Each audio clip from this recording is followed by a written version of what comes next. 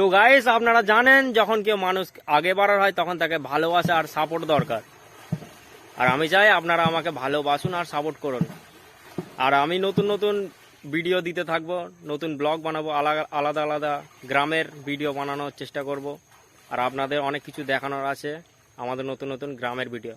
এখানে অনেক সবুজ সবুজ গাছপালা, বাঁশবাগান সবই আছে,